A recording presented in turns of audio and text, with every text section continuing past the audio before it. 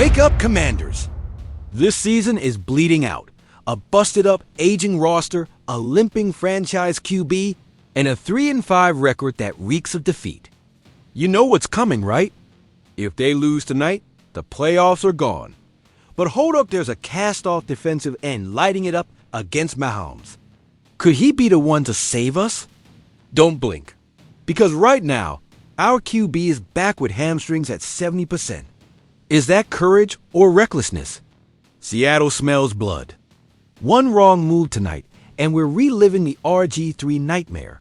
You deserve to know. Did Adam Peters blow it all? Is there a hidden hero in the shadows? Are we about to ruin our star? Hit that bell, smash that like, and stay locked in. I promise what's coming will change how you see this team. Forever? Remember how last season ended? NFC Championship game. Jaden Daniels playing like an MVP. This whole city finally believing we had something special. Adam Peters making smart off-season moves, bringing in vets, betting on experience. And I'll say this, we all thought it was the right call, but Commanders, the NFL doesn't forgive. And now we're seeing exactly what folks feared but didn't want to admit. We had the oldest roster in the entire league. And when you bet on vets, you're playing with fire. Age doesn't cut you slack. Injuries pile up and bodies break down.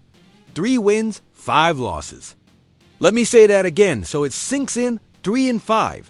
After making it to the championship game, we're under 500 halfway through the season. And you know what stings the most? We saw it coming. The signs were there in training camp. The energy was off. The team looked slow, heavy, missing that spark we had last year. Now, let me ask you something. How many starters are hurt right now? I'll tell you. Too many. Dietrich Wise Jr. out. Javonte Jean-Baptiste out. Dorrance Armstrong Jr., our best defensive end, out. And that's just the D-line. I haven't even gotten to Jaden Daniels. 2 separate injuries in his second year. Hamstring knee. Our franchise quarterback, the guy who's supposed to lead us to the promised land, can't stay healthy. And you know what happens when your QB can't go. Marcus Mariota steps in. And look, I respect Marcus. He's a pro, a vet, a good dude. But let's be real, Commanders. 1-2 as a starter this year. 1 win, 2 losses. And that Monday night beatdown against Kansas City, brutal. 28-7. They tore us apart. Made us look like a high school team playing against grown men. But here's the harshest truth. Jaden Daniels isn't playing like last year. 1,031 passing yards, 8 touchdowns, 1 pick. Looks good on paper, right? But I ask you this. Where's the magic? Where are those off-script plays that save games? Where's that Jaden that had us jumping out of our seats? I'm telling you, the injuries are taking a toll. He's not the same. He's playing scared, playing cautious. And that's not the Jaden Daniels we knew. And when your QB isn't 100%, when your leader can't carry the squad, everything falls apart. Now let's talk about Adam Peters, the guy who came in as the savior, the one who was supposed to fix decades of dysfunction. And look, he did an amazing job last year. No one's taking that away. But Commanders, I gotta ask, did he go too hard on the vet route? Should he have brought in more youth? Should he have been more aggressive in the draft? Because here's the reality. When you bet on experience, you're betting those bodies hold up one more season. You're betting luck stays on your side with injuries. You're betting the gas tank isn't empty. And Commanders, I think we're out of gas. Look at the Cowboys. Jerry Jones doing the same old thing, chasing big names, handing out bloated contracts. And where are they? In the same mess as us, maybe worse. Look at the Eagles. Howie Roseman building through the draft, bringing in youth, and they're running the division. And here we are with the oldest roster in the NFL, praying our vets can hold up. The question we're all asking, was last season a fluke? Did we just get lucky? Did Jaden Daniels have a rookie year that can't be repeated? Because if that's the case, Commanders, we're in serious trouble. 3-5 isn't just a slow start. In the NFC, with how stacked this conference is, 3-5 is basically a death sentence for playoff hopes. We'd have to win almost every game left to have a shot. And do you think this team, with all these injuries and this lack of juice, can pull that off? I'm telling you, I don't see it. And here's what worries me most: the vibes, the body language, the way this team plays. There's no urgency, no fire, no us against the world mentality like last year. It's like they've already accepted this ain't our season. But Commanders, I'm not accepting that. This franchise has suffered too much. This city has waited too long. We can't let last season become a mirage. We can't let all that progress vanish because a few vets can't stay healthy. But that's nothing compared to what's coming. Because while everything's falling apart around us, there's one guy showing there's still fight left in this team. Remember when Jacob Martin got here? Nobody talked about him. Just another vet, another low-key signing by Adam Peters. And let me tell you, people questioned it. Daniel Kelly, a former NFL scout, ripped him in Sports Illustrated. Called him one of the worst run defenders he'd ever seen at defensive end. 6'2", 242 pounds. Too small to be a defensive end, too stiff to be a linebacker. A tweener, as they say. And when you're a tweener in the NFL Commanders, you're usually a specialist. You come in on passing downs, do your job, and get off the field. You're not a 3-down guy, but now with our D-line decimated, Jacob Martin's getting his shot. And I ask you, what did he do against the Chiefs on Monday night? 2 sacks, 2 takedowns of Patrick Mahomes, the best QB of this generation, plus another QB hit. 3 legit pressures on the most elusive quarterback in the league. I think that's legit. Because look, we all knew Martin could rush the passer. That was never the question. The guy's got speed, technique, that explosive first step you need to beat O-linemen. But the question was always, can he stop the run? And Commanders, here's the truth. Kansas City ran for almost 150 yards that night. 150. And it wasn't all on Martin, let's be clear. The whole defense fell apart in the second half. But when you're the guy under the microscope, when you're the one with something to prove, those numbers follow you. Now let me tell you something about Jacob Martin you might not know. The guy's played for 5 teams in 7 years. Seattle Seahawks, Houston Texans, New York Jets, Denver Broncos, Indianapolis Colts, Chicago Bears, and now us. 5 teams. You know what that means? It means nobody's believed in him enough to give him a long-term deal. It means he's always been the guy grinding, fighting, trying to earn a spot. Back in 2022, when he was with the Jets, he told the New York Post, "I'm a complete football player." That was 5 months after Daniel Kelly trashed him publicly. And what happened? The Jets traded him midseason to Denver for a 4th-round pick. Even with decent pass rush numbers, it wasn't enough dop, but now Commanders Martin's got his shot. Dietrich Wise Jr. out. Javonte Jean-Baptiste out. Dorrance Armstrong Jr., our best defensive end, out. And what does Adam Peters do? Brings in Preston Smith, a vet on his last legs. Brings in Drake Jackson, who's been hurt his whole career. Promotes Jalen Holmes, a career backup. All those guys are bigger than Martin. All of them are at least 6'4", at least 260. They look like NFL defensive ends. But I ask you, who's making plays? Who's getting to the quarterback? Who's bringing that fire we desperately need? Jacob Martin, the guy who supposedly couldn't stop the run. The guy who was too small. The guy nobody wanted. And let me tell you something else. Martin looks bigger this year. Says he usually plays around 250, but I think he's closer to 255 now. He's added muscle. He's worked on his game. And it shows. Does that mean he's suddenly a great run defender? No. Let's be real. He still struggles when guards come downhill. Still has issues with drive blocks. But Commanders, I'm telling you, the guy's getting better. He's learning. He's growing. And here's what I love about Martin, his closing speed. When he's chasing down runners from the backside, it's elite. He's got that bend, that flexibility to change direction. He's got just enough strength to fight through blocks. And he's got that closing burst that separates the good from the great. Look, the question with Martin has always been, can he hold up against a drive-blocking offensive tackle? Can he stop a guard coming full speed? And the results are mixed. Sometimes yes, sometimes no. But I asked you, how many defensive ends in this league are perfect? How many don't have weaknesses? The truth is, Martin is what he is, an elite pass rusher working to become a complete player. And with all our injuries, with all the desperation on our D-line, we need him to take that next step. Because Commanders, if Martin can prove he's a three-down player, if he can show he can stop the run while still getting after the QB, then Adam Peters struck gold. A low-cost vet who could be a key piece of this defense for years. And that brings us to the biggest question. Is this the shot Martin's been waiting for his whole career? After 7 years bouncing around, after one-year deals, after constantly being doubted, does he finally have the chance to prove he's the real deal? I think he does.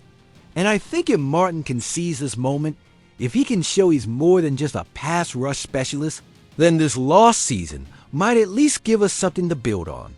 At least one piece for the future. And just when you thought we were done, let me tell you something about our franchise QB who's suiting up tonight. Jaden Daniels is back, Commanders. Dan Quinn confirmed it Friday. Our franchise quarterback is starting tonight against the Seahawks. After missing that Monday night disaster against Kansas City, after dealing with that nagging hamstring injury from the Dallas game, Jaden is ready to go. But let me ask you this. Is he really ready?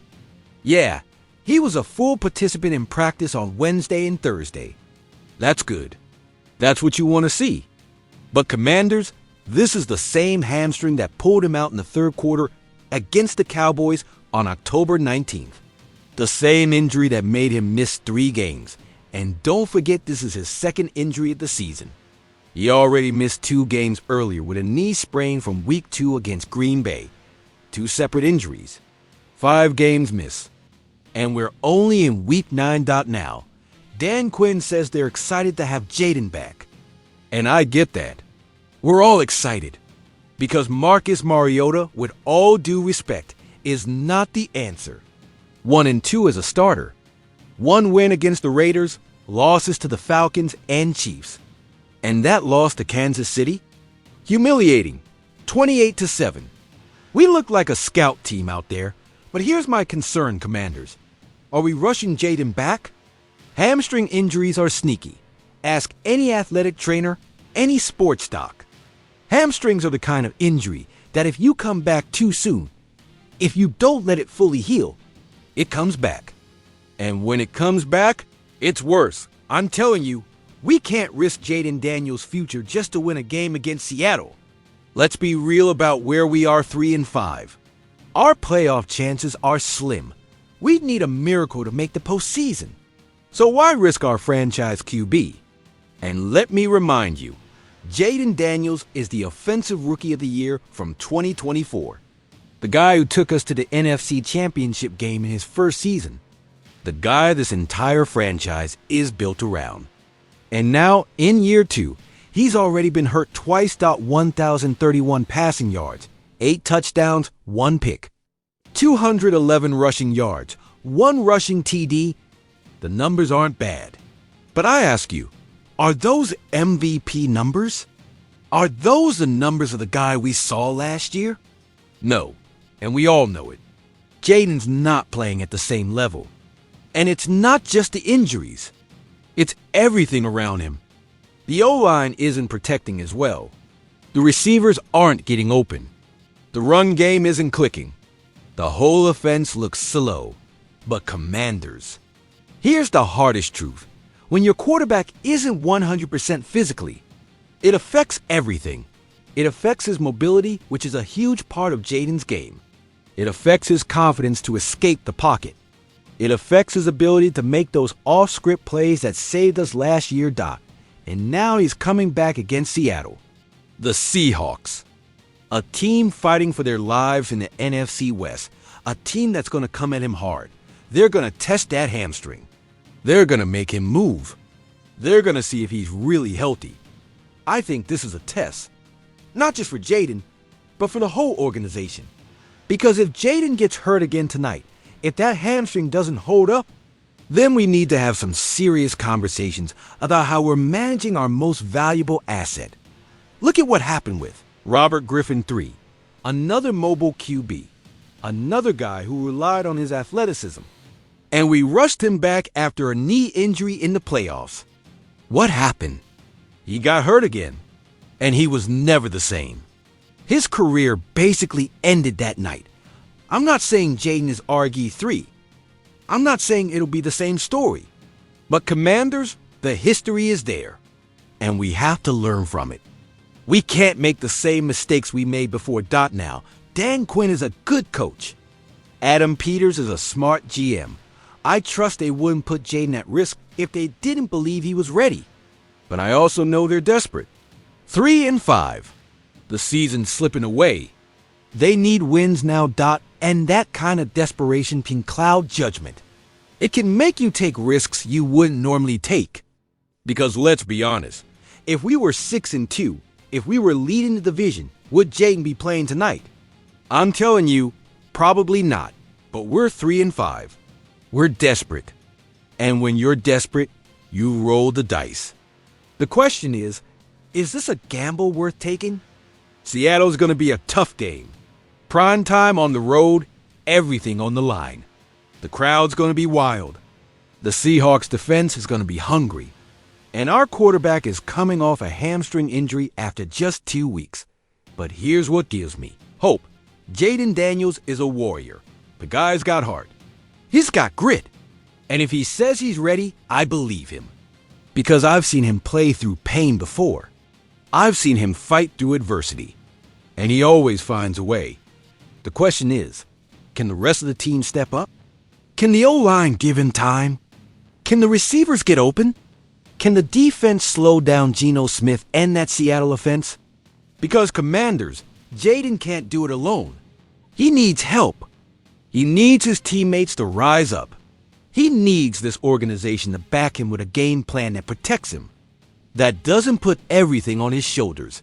And if we win tonight, if Jaden looks good, if that hamstring holds up, then maybe, just maybe, there's still hope for this season. Maybe we can start a run. Maybe we can remember what winning feels like. But if we lose, if Jaden struggles, if it's clear he's not 100%, then we have to be honest with ourselves about where we are as a team. Because 3-6 would be devastating. That would basically kill our playoff hopes. I believe tonight decides everything. Either we start fighting back, or we accept that this season is lost and start thinking about the future. There's no middle ground. No gray area. No gray area. Commanders, let me ask you these questions, and I want you to be honest in the comments. Do you think we're rushing Jaden Daniels back too soon? Do you believe Jacob Martin can become a full 3-down player? And the biggest question of all, do you still believe this team can make the playoffs? Or is it time to start thinking about the 2026 draft? Because I'm telling you, this season is revealing who we really are. And it's not pretty. But in the middle of all this darkness, I still see flashes of hope. I see Jacob Martin fighting for his spot. I see Jaden Daniels refusing to quit. I see players who still believe. The question is, do you still believe? Do you still have faith in Adam Peters? Do you still trust Dan Quinn? Do you still think we can dig ourselves out of this hole? Drop your answers in the comments. And if you're part of this burgundy and gold family, if you bleed these colors like I do, then subscribe to this channel. Because we're going to be here every day, breaking down every play, every decision, every move. We're going to suffer together, celebrate together, and fight together. Because that's what we are, a family. And families don't quit. Families fight to the end. So hit that like button if you still believe. Subscribe if you're ready for this ride. And comment below with your honest thoughts on where we stand out tonight against Seattle is just the beginning. Either we start fighting back or we face the truth. But whatever happens, we do it together. And remember, hail to the Redskins.